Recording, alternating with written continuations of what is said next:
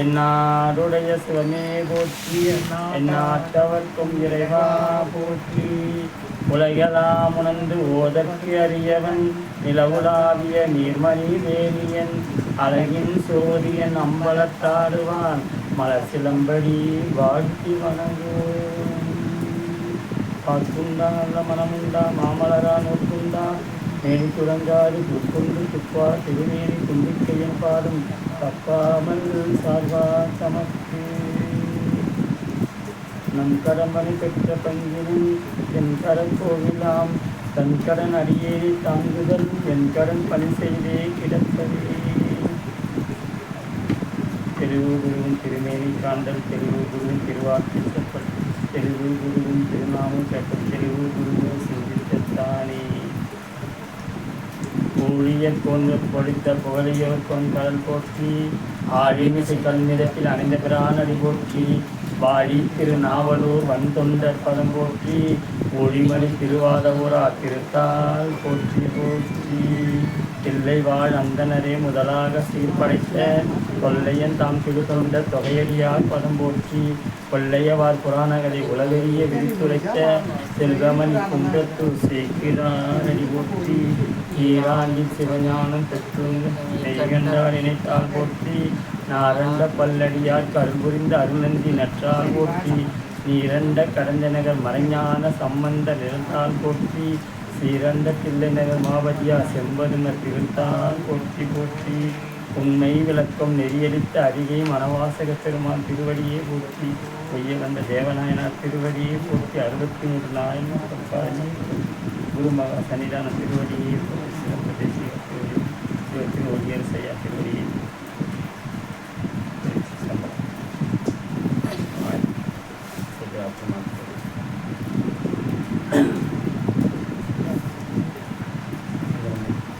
நேசம் நிறைந்த உள்ளத்தார் நீலமணிகண்டத்து ஈசனடியார் பெருமேனை, எல்லா உயிரும் தொலையெடுத்து தேசம் உய்ய திருத்தொண்ட தொகை பணித்த திருவாளன், வாசமலர் மென்கடல் வணங்க வந்த பிறப்பை வணங்குவோம். இந்த பிறவியை கொடுத்தாருல்ல சாமி, எது கொடுத்தாரு? அடியாரோட பெருமையை பார வந்த சுந்தரமூர்த்தி நாயனரோட திருவடி வணங்கத்துக்காக கொடுத்தாங்க. அப்பேற்பட்ட பிறவி அவர் திருவடி நம்ம வணங்கணும் தான் சேக்கிரா பெருமாள் இந்த பாட்டை வந்து 3வது இதில் வச்சுருப்பார். நேசம் நிறைந்த இந்த திருத்தலத்தில் முதல் பாட்டு.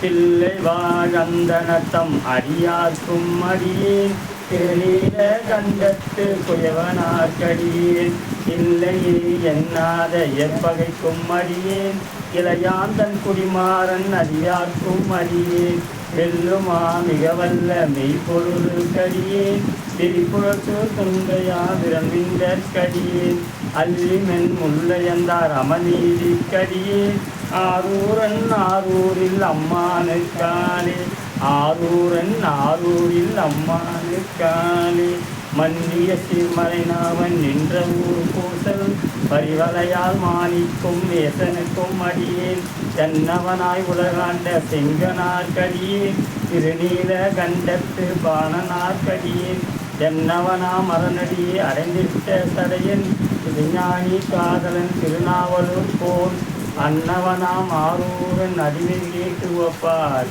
ஆரூரில் அம்மானுக்கே அன்பராவாரி, ஆரூரில் அம்மானுக்கே அன்பராவாரி. திருச்சிற்றம்பலம். நம்ம திருத்தொண்ட தொகை வந்து முதல் பாட்டம் கடைசி பாட்டம் 11 பாட்டம் படிக்கலாம். முதலும் கடைசியாக படிக்கிறோன்னா, முதல்ல திருநீல கண்டத்து குயவனார் சொல்றார், கடைசி திருநீல கண்டத்து பாணனார் சொல்றாரு. திருநீல கண்டத்திலே ஆரம்பித்து திருநீல கண்டத்திலேயே முடியும். அதாவது நமக்கு வந்து காப்பு எதுனா திருநீல கண்டமே காப்பு. அதனால் நம்ம இந்த முதல் பாட்டும் கடைசி பாட்டும் 11 பாடம் இல்லைன்னா இது பாடினாலும் சிறப்பு. அது இன்றைக்கி வந்து நம்ம திருத்தொண்டர் தொகை திருத்தொண்டர் புராணன்ற பெரிய புராணத்தை நம்ம சேக்கிரா பெருமாள் திருவடியை நம்ம நம்ம திருவள்ளுவர் எவ்வளோ கூடுதோ அந்த அளவுக்கு கொஞ்சம் கொஞ்சமாக அந்த செய்யுள் வகையிலே நம்ம படிக்க போகிறோம். செய்யுள் கேட்கணும். நம்ம ஒரு சிவாலயத்துக்கு போகிறோம். சிவாலயத்துக்கு போனோம்னு வச்சுக்கிட்டா அங்கே முதல்ல விநாயகரை கும்பிடுவோம், ரெண்டாவது முருகப்பெருமானை வழிபடுவோம், அப்புறம் அப்படியே உள்ளே போனோம்னா நந்தியம்மன் வழிபடுவோம். பார்த்தீங்கன்னா இடது புறத்தில் 63 நாயன்மார்கள் இருப்பாங்க. நம்ம நினைப்போம் இப்போ தெரிஞ்ச அடியாருக்கு அவங்க வரலாறுலாம் தெரியும். தெரியாதவங்க இந்த 63 பேர் யார், அவங்க கீழே பேர் போட்டுருப்பாங்க, அவங்க மாலைலாம் போட்டுலாம் வச்சுருப்பாங்க. தெரியாது யார் இவங்க, தெரியாத கோயிலுக்கு திருப்பணி செஞ்சவங்க போல இந்த கோயிலுக்கு அப்படின்னு நினச்சிட்டு இருப்பாங்க. சரி இப்போ பார்த்துட்டு கும்பிட்டு போவாங்க. திடீர்னு ஒரு நாள் வேறு கோயிலுக்கு போகிறாங்க சிவாலயத்துக்கு. அங்கேயும் அந்த 63 பார்த்தாங்க. அவங்க சந்தேகம் வந்துடும், அந்த கோயில் திருப்பணி செஞ்சவங்க வச்சுருக்காங்க, இந்த கோயிலே அவங்களை வச்சுருக்காங்களே, இந்த கோயிலுக்கும் திருப்பணி பண்ணியிருப்பாங்க, யார் அப்படின்னு தெரியறதுக்கு பல பேருக்கு வாய்ப்பு இல்லாமல் போயிடுது. அதுக்காகவே பெரிய புராணன்ற நூலை நம்ம சேக்கிழார் பெருமான் தொகுத்து கொடுத்தாரு. இந்த இதுவை நம்ம அதை தெரிஞ்சு அவங்க யார், அவங்க வாழ்க்கை என்ன, எப்படி வாழ்ந்தாங்க, இறைப்பணி எப்படி செஞ்சாங்க, எப்படியெல்லாம் பக்தி செஞ்சாங்க அப்படின்றத அவங்க வாழ்க்கை வரலாறு நம்ம படிக்கும்போது நெய் சிரித்து போகும். ஏன்னா அதில் 2 வகையாக அடியார்களை பிரிச்சிருப்பார். ஒருத்தர் வன் தொண்டர், ஒருத்தர் மென் தொண்டர் அப்படின்ட்டு பிரிச்சிருப்பார். யார் சேக்கிழார் பெருமான் பிரித்து எழுதியிருப்பார். இதில் கதாநாயகனாக யாரை வச்சுருப்பாருன்னா சுந்தரமூர்த்தி நாயனார் தான். அதான் அவரை தான் வச்சு இந்த பெரிய புராணம் 63 நாயன்மாரை அப்படியே கொண்டு போவார். அதை 3 சரித்திரமாக கொடுத்துருப்பார். கடுத்தாற் கொண்ட புராணம்னு ஒன்று, அப்புறம் கரெக்டறிவா நாயனார் வரலாறு ஒன்று, அப்புறம் கைலாய மலைக்கு போய் வெள்ளையான சர்க்கம், அதை வச்சு 3 சர்க்கம் வச்சது. இது பெரிய விஷயம் என்னென்னா, மற்ற நூல்கள்லாம் ஆரம்பிக்கிறது ஒரு இடத்துல இருக்கும், முடியறது ஒரு இடத்துல இருக்கும் புராணங்கள். ஆனால் பெரிய புராணம் எங்கன்னா கைலாயத்திலே ஆரம்பித்து கைலாயத்திலே சென்றுருக்கு. பெரிய விஷயம். இப்போ கந்த புராணம் எப்படின்னா அதில் 3 திருமணம் வரும். அப்பாவுக்கு திருமணம் நடக்குது, இப்போ முருகன் வள்ளி தெய்வான திருமணம், அப்புறம் வள்ளி திருமணம், 3 மங்கள நிகழ்ச்சிகள்லாம் நடந்து அதை முடிப்பார். கட்சி முடியாது. இது சேக்கிழார் பெருமான் கைலாயத்திலே ஆரம்பித்து கைலாயத்திலே கொண்டு போய் சேர்ப்பார். அதை எப்படி கொண்டு போய் சேராருன்னா மெய் சிரித்து போய் நம்ம படிக்கும்போது ஒரு 63 நாயன்மார் வெவ்வேறு காலகட்டத்தில் வாழ்ந்தவங்க. இப்போ காரைக்கால் அம்மையை 3ஆம் நூற்றாண்டு சொல்கிறாங்க. இவர் சண்டிகேசர் வாழ்ந்தது 4ஆம் நூற்றாண்டு. இப்படி வாழ்ந்தார். இவர் செங்கன் நாயனார் பொற்செங்கன் நாயனார் அதே காலகட்டத்தில் அவர் வாழ்ந்தார். அதுக்கப்புறம் 7ஆம் நூற்றாண்டில் திருஞான 6ஆம் நூற்றாண்டு திருஞான சம்பந்தர், இவங்கெல்லாம் இப்படி வாழ்ந்துட்டு வந்தாங்க. ஞான சம்பந்தர், அப்பர் சுவாமிகள். அதுக்கப்புறம் காலகட்டத்தில் சுந்தரமூர்த்தி நாயனார் வந்தார். அதுக்கப்புறம் காலகட்டம்லாம் இதானது 10ஆம் நூற்றாண்டில் இவர் நம்பி ஆண்டார். நம்பி அவர் சோழர் காலத்தில் தான் இந்த புராணங்கள்லாம் எடுத்து தொகுத்து நமக்கு 7 திருமுறைகளாக கொடுத்தார், 8 திருமுறைகளாக கொடுத்தார் அவர். அதுக்கப்புறம் வந்தவங்க யாரோ என்ன பண்ணாங்க, எடுத்து சேர்த்து பெரிய புராணம் நூல் அப்போ எழுதப்படலை, அதுக்கப்புறம் தான் எழுதப்பட்டது. அதையும் சேர்த்து நம்ம 12 திருமுறையாக கொடுத்துருப்பார். அதில் 11ஆம் திருமுறை திருமுக பாசுரன்ட்டு காரைக்கால் அம்மையார் பாட்டுக்கு முன்னாடியாக ஆலவாயுடைய எழுதின பாட்டு. அதுக்கப்புறம் திருத்தொண்டர் தொகை 12ஆம் திருமுறை நமக்கு கொடுத்தாரு. இப்போது நம்ம நூல் பார்க்குறோம்னா அந்த நூலோட வரலாறு தெரியணும், எப்படி நமக்கு வந்தது தெரியணும். 2வது அதை எழுதின ஆசிரியரோட வரலாறு நமக்கு தெரியணும். அது தெரிஞ்சால் தான் அந்த நூலில் நம்ம போய் சேரும்போது அது இன்பமாக அனுபவிக்க முடியும். இந்த சேக்கிழார் பெருமான் எழுதினார். இப்போ இவர் எதை வச்சு எழுதினார் அப்படின்னு இப்போ சிவஞான போதம் இவர் மெய்கண்டர் எழுதினார். அதுக்கடுத்து வந்த அருண் சிவாச்சார் சிவஞான சித்தியார்னு எழுதினார். எதை வச்சு எழுதினார்? சிவஞான போதம்ன்ற நூலை வழிநூலாக கொண்டு எழுதினார். அதுக்கடுத்து வந்த சந்தானபுரம் 8 நூலையும் அந்த பாபேசன் வழிநூலாக கொண்டு எழுதினார். அந்த மாதிரி இப்போ இதுவும் வழிநூல். அப்போ இதுக்கு முன்னூல் என்ன நூல்? திருத்தொண்டர் தொகை. சுந்தரமூர்த்தி நாயனார் பாடிய திருத்தொண்டர் தொகை என்ற பதிகத்தை நம்பி ஆண்டார் நம்பின்னு. அவர் யார்? நம்பி ஆண்டார் நம்பி சுந்தரமூர்த்தி நாயனார் கைலாயத்திலேருந்து திருவாரூரில் திருத்தொண்டர் தொகை பண்ணார். அதை நம்ம விரிவாக வரலாறுல பார்க்க போகிறோம்.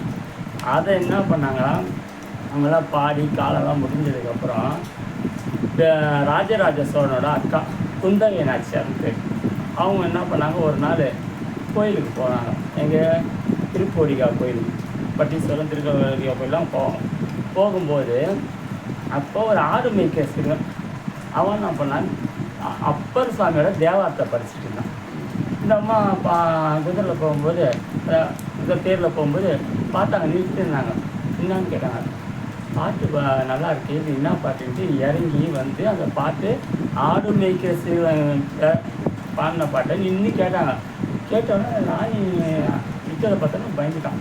இல்லைன்னா என்னம்மா என்ன இல்லைப்பா, இந்த பாட்டெல்லாம் வந்து நீ எப்படி கற்றுக்கினேன், இது யார் பாடின பாட்டு, உங்களுக்கு யார் சொல்லி கொடுத்தது, எங்கே விதை போட்டுதான் பாருங்க சாமி சொல்லி கொடுத்தது அப்படின்னு கேட்ட உடனே, இல்லைம்மா எனக்கு தெரியாது, எங்கள் அப்பாவோட அப்பா நூல்லாம் சில உழைச்சூடெலாம் வச்சுருந்தாங்க. அதில் ஒரு 4-5 உழைச்சூடில் எங்கள் அப்பா கேட்டு அவரு இந்த பாட்டெல்லாம் படிப்பார், அது கேட்டால் திருநாவுக்கரசர் ஐயோட பதிகம் அப்படின்னு சொன்னார். அதில் அவர் பாடுறதுல 2-3 நான் கற்றுக்கினேன். ஆடு மேய்க்க சொல்ல பாடுறது பெருப்பு இல்லாமல் இருக்கும் அப்படின்னு. அப்பா பெருப்பட்ட பதிகம் கேட்கும் போதே இருக்குதுப்பா இந்த பாட்டு அப்படின்ட்டு என்ன பண்ணாரு, நீட்டாக அவர் அந்த அம்மா என்ன பண்ணாங்க, கோயிலுக்கு போய் சாமி கும்பிட்டு ராஜராஜ சோழரை பார்க்க போனார். போனோடனே அக்கா வராங்க. வந்த உடனே ராஜராஜ சோழர், என்னக்கா முகத்தில் ஒரு பொலிவு இருக்கே அப்படின்னு கேட்டாங்க. இல்லைப்பா, எனக்கு தேவாரம் கேட்டேன் நான், அவ்வளோ இன்பமாக இருந்தது. பேர் தேவாரம்னு சொன்னாங்க, இன்பமாக இருந்தது. யாருக்கா திருநாவுக்கரசர் ஐயா 3 பேர் பாடின தேவாரம்ப்பா. நான் சரிக்கா, அந்த நூல் எங்கே இருக்குண்ணா, இந்த நூலை தான்ப்பா கண்டுபிடிச்சிருக்கேன், அதுக்கு தான் உன்னை தேடி வந்தேன் நான். அப்படியாக்கா, சரிக்கா எங்கே இருந்து கண்டுபிடிக்கிறான் அப்படின்னு சொன்னாங்க. கேட்ட உடனே சரிப்பா, அந்த நூல் வந்து சோழர்கள்லாம் எவ்வளோ சிவப்பணி செஞ்சுருக்காங்க. உங்கள் தாத்தாலாம் வந்து திருநள்ளத்தில் அவருக்காகவே வந்தார். யார், நடராஜபுரம் வந்து 6 அடி சரியாக நின்று தானே அந்த குழம்பை குடித்து 6 அடி சரியாக நின்னார். இங்கே திருநள்ளத்தில் கோனேரி ராஜபுரத்தில். அந்த மாதிரி ஒரு பரம்பரையில்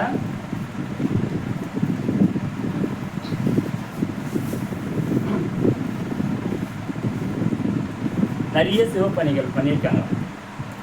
நீயும் சிவப்பணி செய்யணும். ஏன்னா நம்ம சேர்க்குற பணம் காசு சொத்தெல்லாம் ஒரு நாளைக்கு காணாமல் போயிடும்.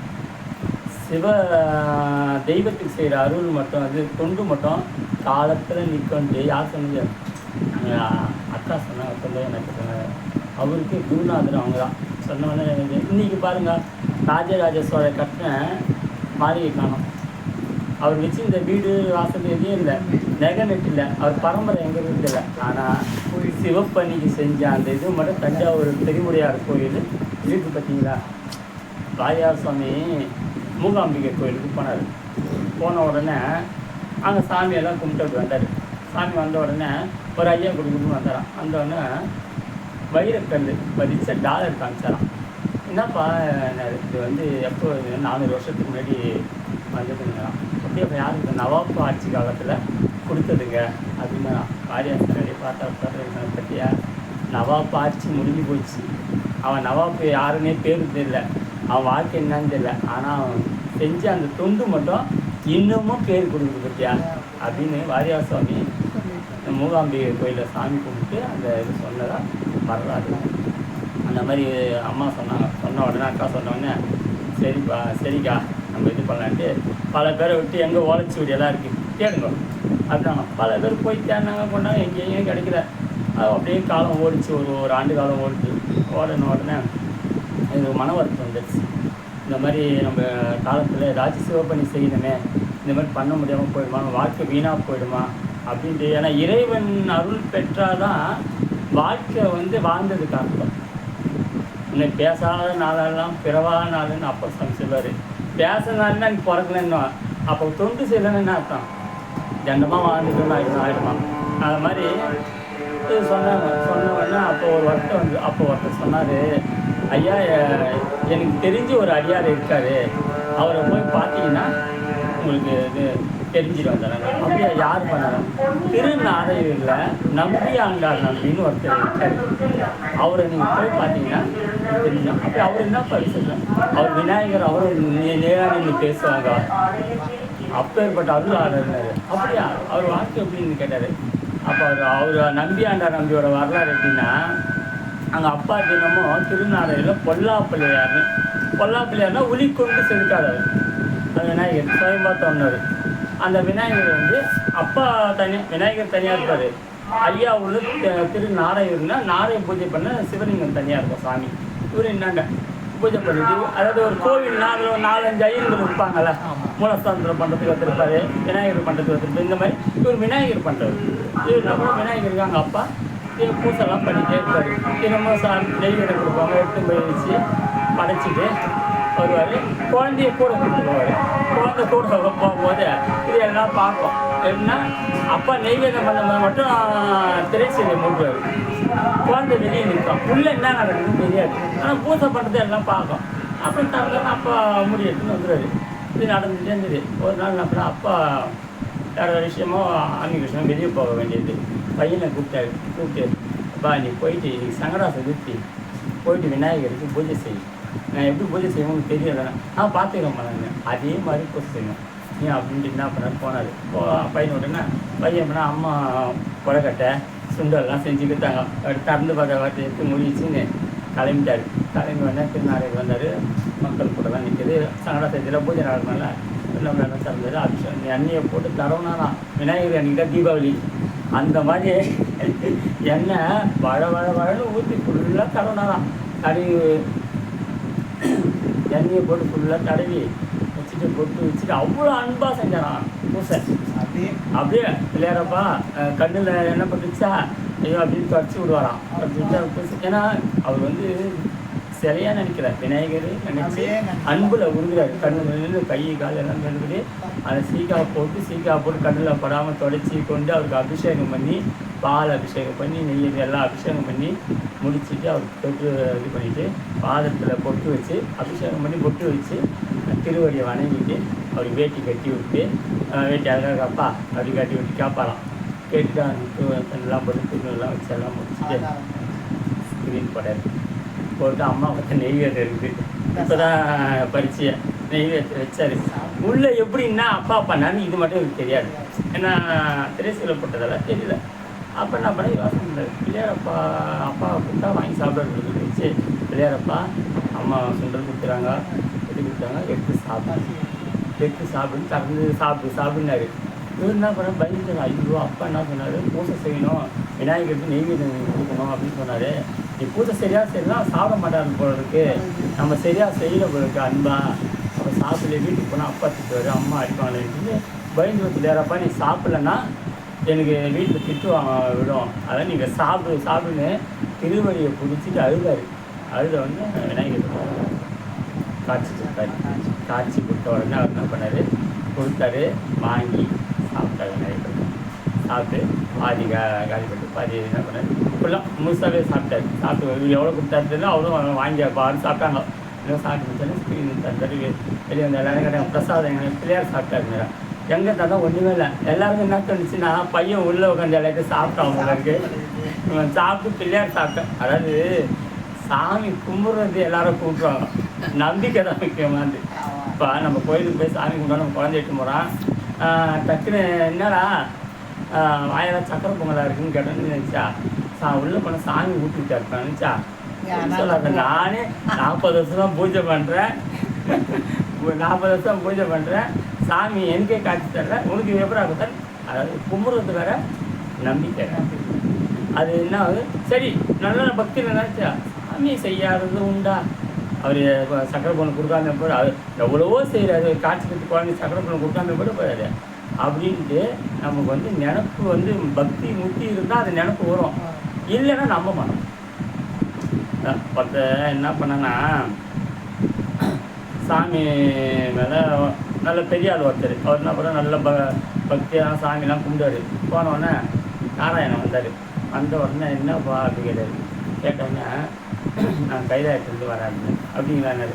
சிவபெருமான் என்ன பண்ணிட்டு இருக்காரு அப்படின்னு கேட்டான். அது சொன்னார் கைலாயத்தை பார்த்தா சிவபெருமான் ஊசியில் ஒட்டகத்தை நுழைச்சி நின்றாரு. ஏன்னா கோபம் இந்த மாதிரி விஷயம்லாம் என்கிட்ட பேசாத. ஊசியில் யாரும் ஒட்டகம் போகுமா? போவாது. 100 தான் போவோம். ஒட்டகம் போகுமா? போவாது. போன்ட்டான். அப்புறம் என்ன பண்ண ஒரு ஏழை கிட்ட போனார். அதில் அவரும் பக்திமான் தான். போனோன்னா அவர்கிட்ட சொன்னார், நான் என்ன அப்படின்னு கும்பிட்டு சொன்னால் அவர்கிட்ட கேட்டார், ஐயா என்ன பண்ணுறாரு, கையில் எடுத்துட்டு வரீங்களா கேட்டாராம். இல்லைப்பா அவர் ஊசியில் ஒட்டகத்தெல்லாம் கொடுத்தாங்க. அப்படின்னா சரி அப்படின்னாங்க. இவருக்கு ஒரே ஆச்சரியம், எதுவுமே சொல்லி கவர்மெண்ட் இன்னும் கொஞ்ச நேரம் நின்று பார்த்த உடனே சாமிகிட்ட போய் கேட்டார், சாமி இவங்க 2 பேரும் யார் சாமி உண்மையான பக்தி வாங்கினாங்க? 2வது கேட்டது அவர் தான். எப்படி சாமி சொல்கிறீங்க? அவங்க போய் கேளுங்கிறான். சரி மறுபடியும் வந்தான். ஏன்ப்பா நான் அதுக்கு சொன்னதுக்கு நீ எதுவுமே சொல்லி சரி அப்படின்ட்டு கம்யூனிட்டி என்ன பண்ணான், எங்கள் இந்த அழுக்கு பாஞ்சு இந்த உடம்புலையே உயிரை வச்சுக்கிறாரு சாமி. எப்படி 9 ஓட்டை வச்சு காற்றை உள்ளே நிற்கிறாரு. காற்று வெளியே போனேன்னா ஒரு ஓட்டை இருந்தால் காற்று வெளியே போயிடுதுல்ல, நம்ம உடம்புல வச்சுட்டு 9 ஓட்டை வச்சுக்கிறாரு. காற்று உள்ளே வெளியே போகிறா, உள்ளேயும் போகுது வெளியும் வருது, உள்ளேயும் போய் யார் அனுப்புகிறா, யார் வெளியேறா, இதேக்கு யார் துடிக்கிறா, இவ்வளோ செய்கிற சாமி ஊசியில் ஒட்டகத்தை போகிறவர்கிட்ட அவருங்க பெரிய விஷயம். அவர் நினச்சா எதையும் செய்வாருங்க, இன்னும் பெரிய விஷயம் இல்லைங்க அண்ணாரு. ஏன்னா நம்பிக்கை தான் முக்கியம். அப்புறம் சுவாமி கல்லை கட்டி கடலில் போட்டாங்க. கரையேறி முடிஞ்சவுடனே பல்லவராஜா வந்தார். வந்து விழுந்து வரவங்க, சாமி எப்படி சாமி எல்லோரும் கேட்டாங்க, எப்படி சாமி கரையேறினீங்கன்னு கேட்டாங்க. அதுக்கு அவர் சொன்னார், அப்பா இந்த கரையேறதாப்பா பெரிய விஷயம், பிறவி என்னும் பெருங்கடலையே நீந்த வைப்பான் சிவபெருமான், இந்த கடல்லேருந்து வரதா பெரிய விஷயம் அப்படின்ட்டு அப்படி. ஏன்னா அவங்களாம் இறையாற்றல் எதையும் செய்யுற நம்பிக்கை. இப்போ நமக்கு அந்த நம்பிக்கை கொஞ்சம் கம்மியாக இருந்தால் டக்குன்னு நம்ப மாட்டோம். இப்போ கோயிலுக்கு போவோம், பெருமான வழிபாடு செய்வோம், அப்படின்னு டக்குன்னு ஒரு பூ விடும், நமக்கு அப்படியே ஆனந்தமாக இருக்கும், சந்தோஷத்தில் இருக்கும். அப்படியே பூ எடுத்து வச்சுப்போம், சாமி நமக்கு கொடுத்துருவோம். இதை நீங்கள் யாருக்கிட்ட சொன்னால் நம்புவாங்க தெரியுங்களா? அதே அருள் ஆற்றத்தில் இருக்கிறவர்கிட்ட சொன்னீங்கன்னா, ஆமாங்க போன வாரம் நான் கூட வந்தேன், கும்பிட்டு ஒரு பூ கொடுத்தாரு, அது அந்த பூ விழுந்ததுக்கப்புறம் அந்த விஷயம் நடந்ததுன்ட்டு அவங்க தான் சொல்லுவாங்க. பக்தி நெறியில் இல்லாத ஒருத்தர்கிட்ட போய் நீங்கள் சொல்லி பாருங்க, ஐயரு சரியாக பூ வச்சிருக்க மாட்டாருப்பா, அது விழுந்திருக்கும், அப்படி தான் சொல்லுவாங்க தவிர அது பக்தின்னு சொல்ல மாட்டாங்க. அந்த மாதிரி தான் இப்போ இவர் சொன்னார், நம்பியாண்டார் நம்பி, யாருமே நம்பலை. என்ன பண்ணாரு, சரி இந்த மாதிரி பண்ணாத தப்புன்ட்டு என்ன பண்ணாங்க, சாயந்தரம் அப்பா வந்தோடனே விஷயத்த சொன்னாங்க.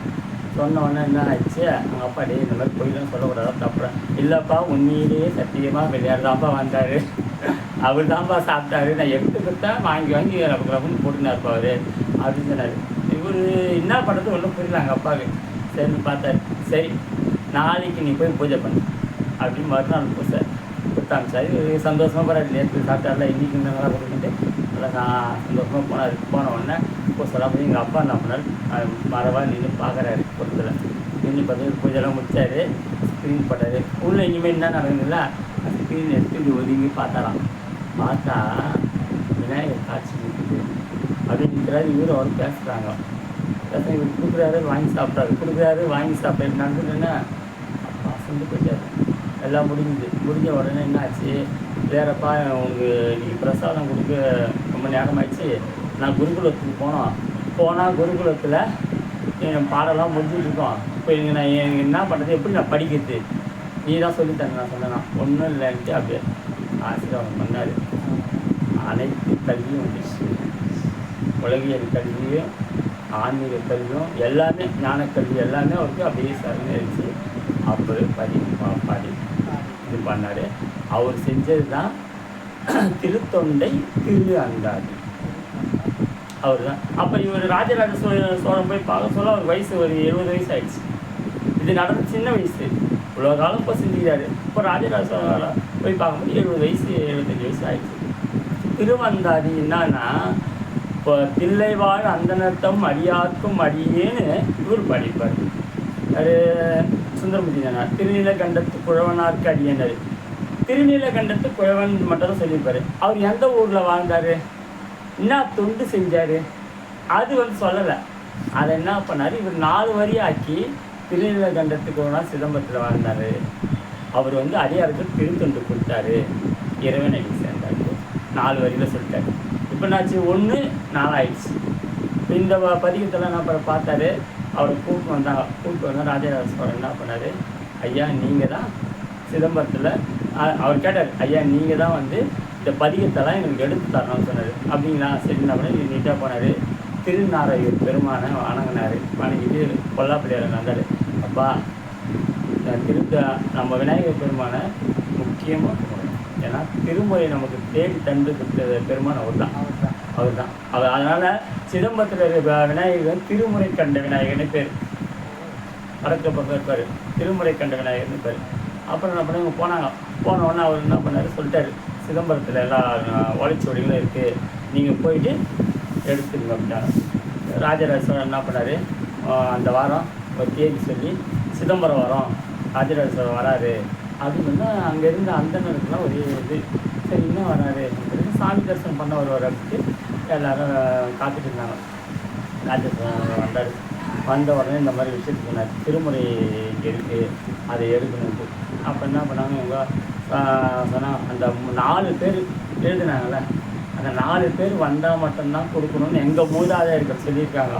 மற்றபடி வேறு யார் வந்தாலும் கொடுக்கக்கூடாது அப்படின்னு சொல்லிட்டாங்க. இப்போ நீங்கள் வந்திருக்கீங்க, நீங்கள் ராஜா தான், இருந்தாலும் மரபு மாறக்கூடாதுல்ல, நாங்கள் என்ன பண்ணுறதுன்ட்டு அவங்க தயங்கி சொன்னாங்க.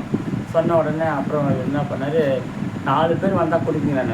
4 பேர் வந்தால் நான் கொடுக்குறேன், நாளைக்கு வருவாங்கன்ட்டு. இவங்களுக்கு ஒரே சந்தேகம், எப்படி 4 பேர் நாளைக்கு வருவாங்க, என்ன இதுன்னு ஒரே சந்தேகமாயிடுச்சு. சரி ராஜா சொல்கிறேன் என்னன்னு நாளைக்கு தான் பார்ப்பேன். மக்கள் ஒரு ஆர்வமாயிடுச்சு, நாளைக்கு வந்து போனாலும் கூட்டம் சிதம்பரத்தில் அப்படி கூடி போய் நின்ன உடனே மறுநாள் என்ன பண்ணார், 4 பல்லன் வந்து அந்த உடனே ராஜா வந்தார். மேலே பார்த்துடும் அது என்னென்னா 4 பல்லக்கும் உள்ளே தண்ணி நிறுத்தினாங்க. ஒவ்வொன்றா தரக்கார ஒன்று இது திருஞான சம்பந்தர் திருவுருவம், அப்பர் சுவாமி திருவுருவம், சுந்தரமூர்த்தி ஞானார் திருவுருவம், மாணிக்கவாசகர் பெருமாள் திருவுருவம் எல்லாம் செம்பில் செஞ்சு வெங்கலத்தை செஞ்சு வச்ச உடனே இதோ 4 பேர் வந்துட்டாங்க, நீங்கள் திருமுறை அந்த இது தரக்கலாம் இருந்தாலும் எல்லாருக்கும் இதை வச்சுக்கிங்கன்னா சாமி எப்படி சொல்லிட்டீங்க, சிலையை கொண்டு வந்து வச்சுட்டு 4 பேர் வந்தாங்கன்னு சொன்னீங்களே, நாங்கள் எப்படி திறக்கிறது அப்படின்னாங்க. அப்போது ராஜராஜ சோழ ஒரு வார்த்தை சொன்னார் பாருங்கள், அதுதான் வந்து அதாவது முடியாத நேரத்தில் நம்ம எப்படி எதிர்பார்த்து சொல்ல ஒரு சொல்கிறாங்க பார்த்தீங்களா, அதுதான் வந்து அருள் நிலை. அது சொன்னார், இவங்க 4 பேரும் நான் வந்து ஞானசம்பந்தர், அப்பர் சுவாமி, சுந்தரமூர்த்தினார், மாணிக்கவாசகர் பெருமானாக தான் நான் நினச்சி கேட்டுன்னு வந்தேன். இவங்களை நீ சிலைன்னு சொல்லிட்டியே, அப்போ எங்கள் அம்பலத்தில் ஆறான எங்கள் அப்பன் அவன் யாரு சிலையாக தானே இருக்கான்.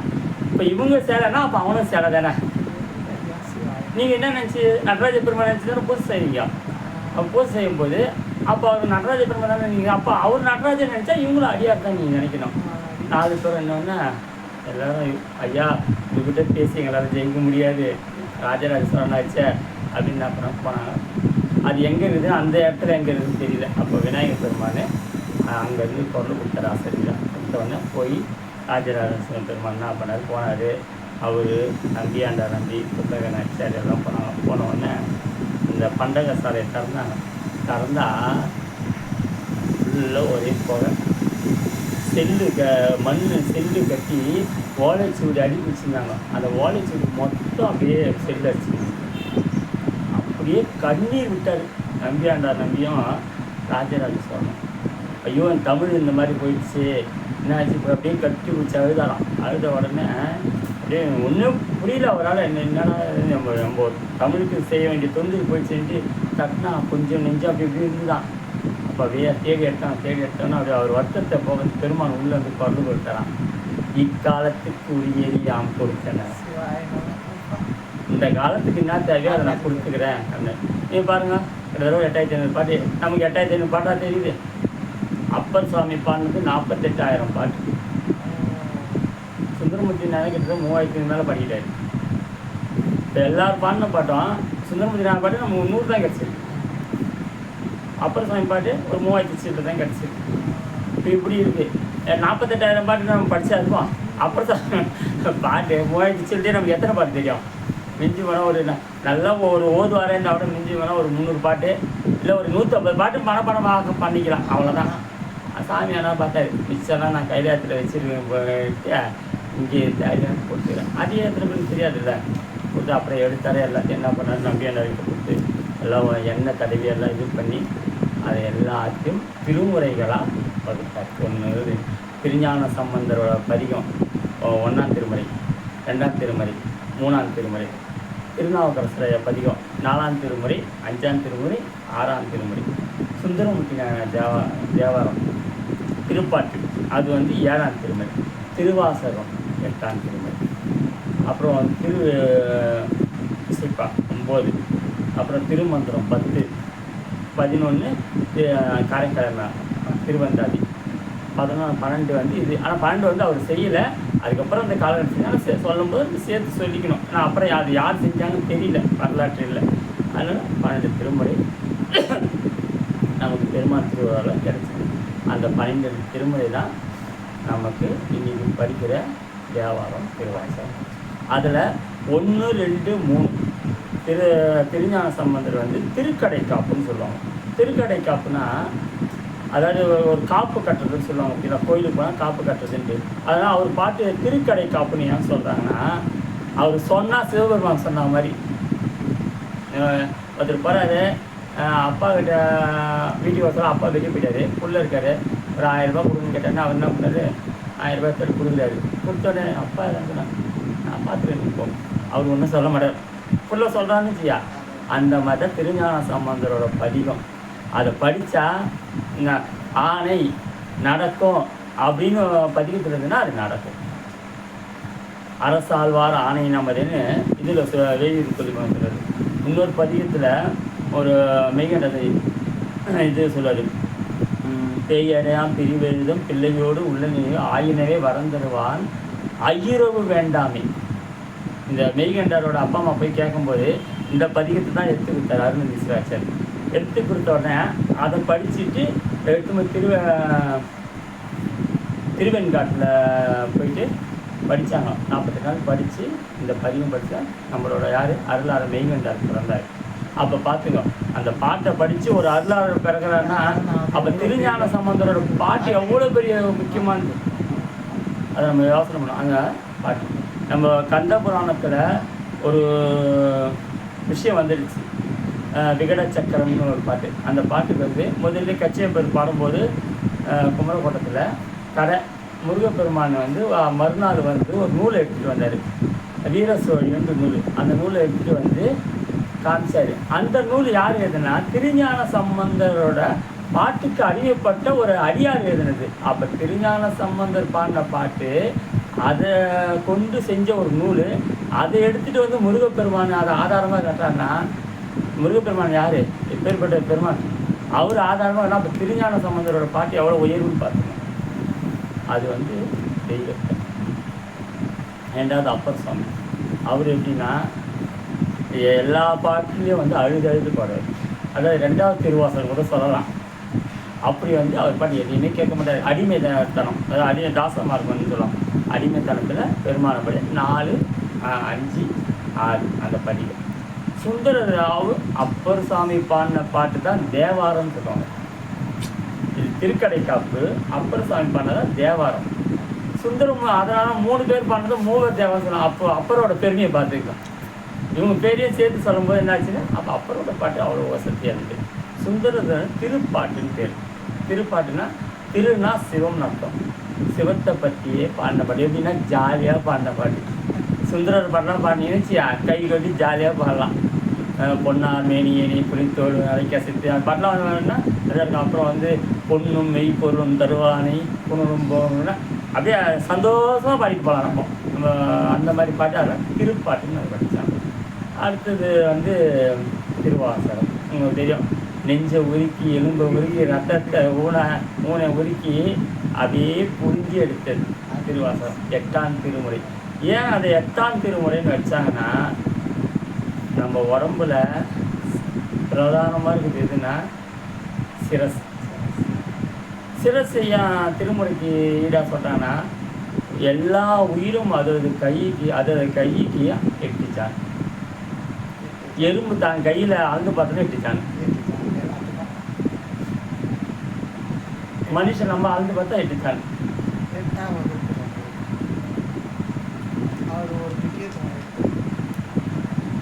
அதாவது இப்போ 4 அடி இருக்காங்க. இப்போ அவர் கைக்கு அழுந்தாதான் எட்டிச்சாண்டா இருப்பார். 7 அடி ஒருத்தர் இருக்காரு, அவர் கைக்கு அழுந்தாருன்னா எட்டிச்சாண்டான். ஒரு எறும்பு இருக்குது, எறும்பு அது வேற, அது கை கால்னா அது 8 ஜான். அதான் என் குணத்தான். பெருமானுக்கு 8 குணம். ஆனால் நமக்கு 8 ஜான் வச்சிட்டார் சாமி. அந்த 8ஆம் திருமுறை சிரசு மாதிரி நமக்கு திருவாசகம். அதனால தான் 8ஆம் திருமுறை திருவாசகம். இப்படி 12 திருமுறைக்கும் ஒரு வரலாறு வச்சு எழுதப்படுறேன். அந்த நூல் தான் நமக்கு வந்து கிடச்சிது. 12 திருமுறை இருக்குது.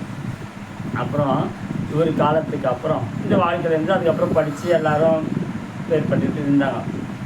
இவர் காலத்துக்கு அப்புறம் சில ஆண்டுகள் கழித்து அந்த வம்சத்தில் வந்தார் அனபாய சோழ சக்கரவர்த்தி.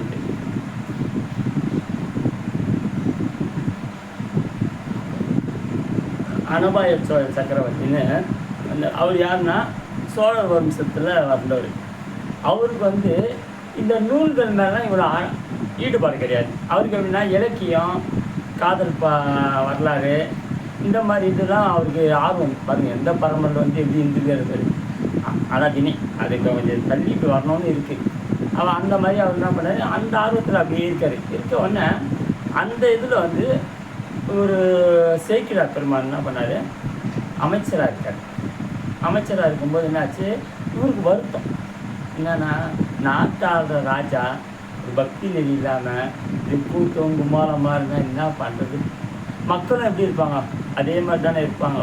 எவ்வளோ நம்ம ஆன்மீக நூல்கள்லாம் இருக்குது, அதெல்லாம் படிக்கலாமே. ராஜா இந்த மாதிரி இருக்குது.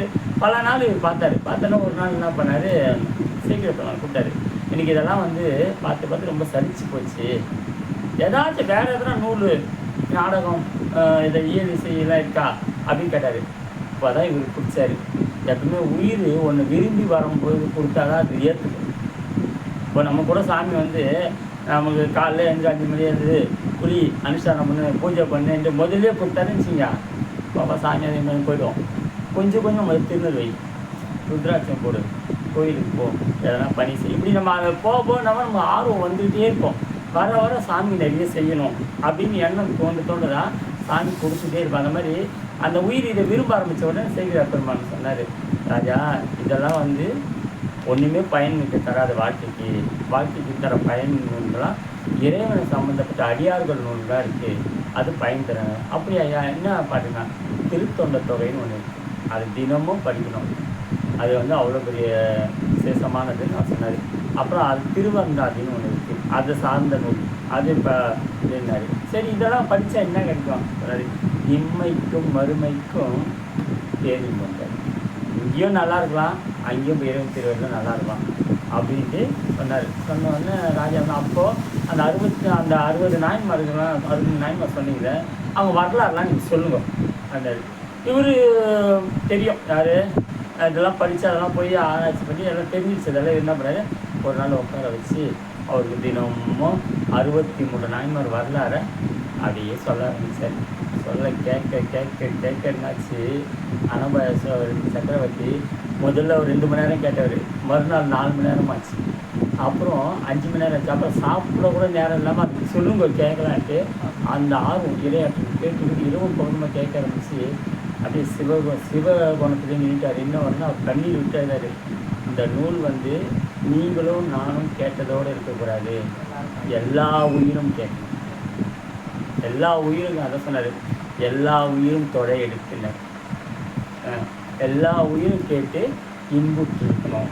இது அப்போ என்ன பண்ணோம், இந்த நூலை வந்து வரலாறு விரித்து நீங்கள் கொடுக்கணும். அதுக்கு தகுதியான ஆள் யாருன்னா நீங்கள் தான் அப்படின்னு அனபாய சக்கரவர்த்தி சேக்கிழார் பெருமானம் சொன்னார். நம்ம குன்றத்தூரில் வாழ்ந்தவர் தான் செய்வார். அவர் என்ன பண்ணார், ராஜா நான் செய்கிறேன், இது வந்து பெரிய ஒரு பாக்கியம், எனக்கு இறைவன் திருவள்ளால் உங்களோட இது ஆசீர்வாதத்தை கிடைச்சிருக்கு, நான் செய்கிறேன். ஆனால் ஒரு விஷயம் என்னை இந்த முதலமைச்சர் பதவியில் வந்து நீக்கணுன்ட்டார். பாருங்கள், சாமி கும்பிட்றதை நம்ம எது கும்பிட்றோம், இந்த பதவி வேணும், அந்த பதவி வேணும், இந்த ஜிஎம் போஸ்ட்டு வேணும், கம்பலில் பெரிய ஆளாகணும், இப்படி தான் கும்பிட்றோம் பெரும்பாலும். ஆனால் இவர் இருக்கிற பதவியை வேணாம், அது தடையாக இருக்கும் எனக்கு, அதனால் அது எனக்கு நீக்கிட்டா இதெல்லாம் ஒரு ரூபா போய் நல்லா தெரிஞ்சு எடுக்கிறேன். ராஜா நல்லா சரி அப்படின்னு சொல்லிட்டு அவருக்கு உண்டான பொருளாக கொடுத்து எந்தெந்த கோயில் இப்போ நம்ம போகிற அத்தனை கோயிலுமே நம்ம சேக்கிழார் பெருமான் வந்து போயிருக்கோம். அவர் போய் ஆராய்ச்சி பண்ணி எல்லாம் இது பண்ணிடலாம், போய் எல்லா கோயிலும் இது பண்ணி அதை என்ன பண்ண நூல் செய்ய உட்காந்துட்டார். இப்போ வந்து மனசில் எல்லாம் பதிவாயிடுச்சு, சில விஷயங்கள் பதிவாகலை. அது வந்து இறைவன் கனவுல சொன்ன நிகழ்ச்சி, சுந்தரமுதிரை கனவுலாம் சொன்னார் பார்த்தீங்களா, அந்த நிகழ்ச்சியில் வந்து பதிவாகலை. அதுக்கு வந்து இரையாற்றலுக்கு வரும்போது இப்போ என்ன பண்ணாரு, சிதம்பரத்துக்கு வந்தார். பெருமானே, உன் அடியாரோட பெருமையை யாராலும் சொல்ல முடியாது, ஆனால் அப்பேற்பட்ட இது எனக்கு ஒரு வாய்ப்பு கொடுத்துருக்கேன், நான் என்னால் சொல்ல முடியுமா? முடியாது. இது எப்படி சொல்லணும்? உன் திருவருள் இருந்தால் தான் நான் சொல்ல முடியும். அதனால் உன் திருவருள் எனக்கு புதுசாமி கொடுத்தாதான் நான் இதை எடுக்கணும், கொடுக்கணும், படிக்கணும் அப்படின்னு சொன்னார். அப்போ என்ன பண்ணார், சரி அப்படின்னு சாமி நடராஜ பெருமான் என்ன பண்ணார், உள்ளேருந்து தொடர்பு ஒரே வரி உலகெல்லாம். அந்த ஒரு வார்த்தை எல்லா சபையில இருந்த அத்தனை பேர் காதலும் இல்லை. ஆனால் அதுக்கப்புறம் சொன்ன வார்த்தை யார் காதலும் இல்லை. அந்த பாட்டு தான் முதல் பாட்டு பெரிய புராணத்தில். உலகெல்லாம் உணர்ந்து ஓதற்கு அறியவன் நிலவுலாவிய நீர்மணி வேணியன் அழகின் சோதியன் அம்பலத்தை ஆடுவான் மலசிலம்படி வாழ்த்தி வணங்குவோம். அதாவது பெருமானை கும்பிடணுன்னா நம்மளா போய் கும்பிடனா முடியாது, அவனா தேடி வந்தால் தான் நமக்கு அருள் தர முடியும். ஒரு பிச்சைக்காரன் ரோட்டில் நிற்கிறான், ஐயா சாப்பாடு வேணும்னா இவன் போயிட்டு நீட்டாக போய் கேட்க முடியாங்க. அந்த 8வது மாடியில் இருக்கிற இறங்கி வரணும், இறங்கி வந்து போட்டால் தான் நமக்கு கிடைக்கும், நம்ம போக முடியாது. அந்த மாதிரி நம்ம எங்கேயோ கடை கொண்டு இருக்கோம், நம்ம போய் சாமி கும்பிட்றோம், வழக்கு போகிறோம், நம்ம நினச்சிப்போம். அவன் திருவருள் கூடுது, நம்ம போய் வழக்கு போடுறோம், சாமி கும்பிட்றோம். ஒரு பூ எடுத்து கொடுத்தா கூட திருவருள் கூடாமல் செய்ய முடியாது. அதனால தான் திருமூலியார் சொல்லுவார், தானே வந்தது என்று உந்தி பர. நம்ம போய் பிடிக்கலப்பா, அவர் தான்ப்பா வந்தார் நம்மளை தேடி, அப்பேற்பட்ட கருணையானவன் அவன் வந்தது என்று உந்தி பர அப்படின்னு சொல்லுவார். இது என்ன பண்ணார், கேட்ட உடனே எல்லாரும் சந்தோஷம். உடனே ஒரு சபை ஏற்பாடு பண்ணி அதில் எல்லாம் உட்கார சீக்கிரம் பண்ண பட்டு துணி போட்டு அதில் உட்கார வச்சாங்க. அனபாயேஸ்வரர் உட்காந்தார். எல்லாம் உட்காந்த உடனே சாமி கும்பிட்டு பெரிய புராணத்தை ஆரம்பித்தோன்னே 2 பாட்டு ஓடிச்சு. ஒன்று அப்புறம் நம்ம ராஜா நம்ம பெரிய புராணம் ஆரம்பித்து பெரிய புராணம் ஓடிட்டு சொல்லிகிட்டே இருக்கும்போது ராஜா என்ன சொன்னார், இந்த பெரிய புராணத்தை நம்ம ஊர்வலமாக எடுத்துகிட்டு வரணும் அப்படின்ட்டு என்ன பண்ணால் ஒரு பக்கத்து யானை, ராஜா மட்டும் போகிறேன், அதில் சேக்கிரியா பெருமானை உட்கார வச்சு பின்னாடி அனபாயேஸ்வரர் உட்காந்து பெண் சாமனை வீசிட்டு போனார். பெண் சாமனை வீசிட்டு அது ஊர்வலமாக வந்து சிதம்பரம் கோயிலை சுற்றி வந்து அப்புறம் வந்து உள்ளே உட்காந்து அப்புறம் அந்த கடியை சொல்ல ஆரம்பித்தார். எடுத்து வச்சார். எடுத்து வச்ச உடனே பிள்ளை அந்த 3000 பேருக்கு உட்காந்துருக்காங்க. என்னண்ட சோழ ராஜா இவர் உட்காந்துருக்காரு. இவருக்கு ஒன்றும் முடியல. சரியா சொல்லுவார், அவர் பாட்டில் சொல்லுவார், அது அப்போ வரமா சொன்னீங்க ஆர்வமாக இருக்கும். அது என்ன சொல்லுவார், இந்த சபையை எனக்கு உட்கார வச்சுக்கிய சாமி, எனக்கு இன்னமும் நீங்கள் அருள் கொடுத்த, இருந்தாலும் என்னால் அந்த வயிறு இது தாங்க முடியல, இன்னொரு தடவை அருளை கொடு சாமி நேரம். அதனால் சாமி என்ன பண்ணார், உள்ளே இருந்து தன்னோட பொறிச்சு அடங்கிய காட்டான், டட்டு சவுண்ட் கொடுத்தான். இல்லை நடராஜர் சத்தம் கொடுத்தாரு, நடத்து அப்படின்ட்டு கொடுத்த உடனே அப்படியே எல்லாரும் கேட்டாங்க. சந்தோஷத்தில் இது ஆகி அப்போ தொடங்கினார் நூல். இந்த நூலோட வரலாறு சேக்கிழா பெருமான வாழ்க்கை. இதோட காரணம் வந்து சோழ ராஜா, அப்புறம் நம்பியாண்ட நம்பி, இவங்கெல்லாம் தான் போட்டி கொடுத்த பெரிய புராணம். பெரிய புராணம் அப்படின்னா புக்கு பெருசுன்னு நினச்சிக்கூடாது, அதை சொல்லப்பட்ட விஷயம் பெருசு. ரொம்ப பெரியவங்களான அவங்கள பற்றி சொல்கிறதால அது பெரிய புராணம் இருக்குது. இப்போ இவ்வளோ பெரிய புக்கு, ஏன்னா இந்த புக்கை விட பெரிய புக்கெல்லாம் இருக்குது உலகத்தில். இப்போ நம்ம நினச்சிப்போம், அப்போ இதெல்லாம் பெரிய புக்காக இருக்குது, அப்போ இது பெரிய புக்கெல்லாம் சொல்லணும், இது ஏன் பெரிய புராணம் சார் முக்கியம்? இப்போ சிவபெருமானை பற்றி சொல்கிற புக்கு வந்து சிவபுராணம்னு சொல்லுவாங்க, சிவமகாபுராணம். ஆனால் அவரை பற்றி சொன்ன புக்கு கூட அப்படி தான் சொன்னாங்க. ஆனால் அடியாரை பற்றி சொல்லும்போது பெரிய புராணம் சொன்னாங்க. அப்போ பார்த்துங்க அடியாரோட பெருமை எவ்வளோ நிகழ் இல்லாமல் இருக்குது. அந்த புராணத்தை தான் நம்ம புராணம்